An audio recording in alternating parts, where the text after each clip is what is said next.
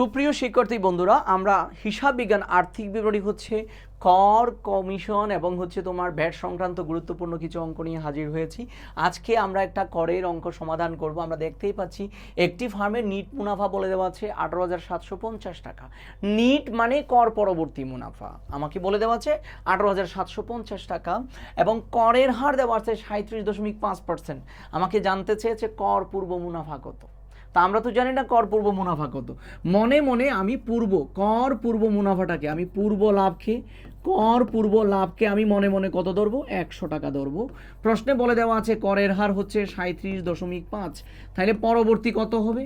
তাহলে আমাদের পরবর্তী মুনাফার পরিমাণ হবে 62.5 হবে।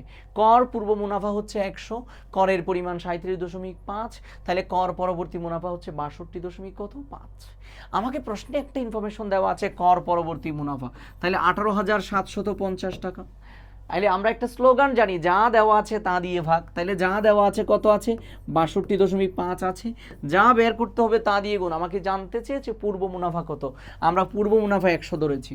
এখন এটাকে কাটাকাটি করে আমাকে ছোট করতে হবে। উইদাউট ক্যালকুলেটর কিভাবে কাটাকাটি করব? যদি আমাদের এরকম দশমিক থাকে, তাহলে দশমিক তুলতে গেলে দশমিকের জন্য একটা 1, যত ঘর থাকে ততটা 0।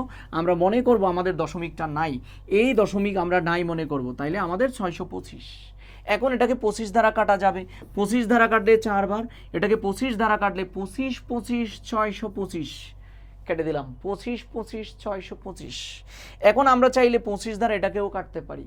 আমি যদি 187 গিয়ে যদি 25 দ্বারা কাটি, 200 এর মধ্যে 25 8 বার, তাইলে 187-র মধ্যে 25 8 বার যাবে না, একটা 7 বার যাবে। তাহলে 25 দ্বারা 187-কে কাটলে 7 বার, তাইলে 7 25 175।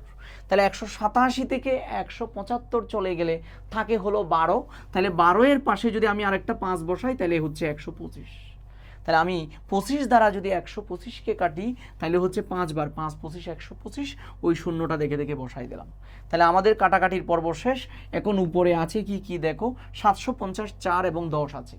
আমি যদি এটাকে গুণন করে ফেলি তাহলে 4 10-এ কত হয়, 40। আলটিমেটলি 40-এর সাথে এটা গুণন হবে, 40-এর সাথে এটা গুণন। এইরকম সংখ্যা গুণন করতে যদি শূন্য থাকে, শূন্যগুলো গুণে গুণে বসাই দিব। আলটিমেট 4-এর সাথে হচ্ছে 75 গুণন। তাহলে আমরা ছোটো করে করে কাটি, গুণন করি।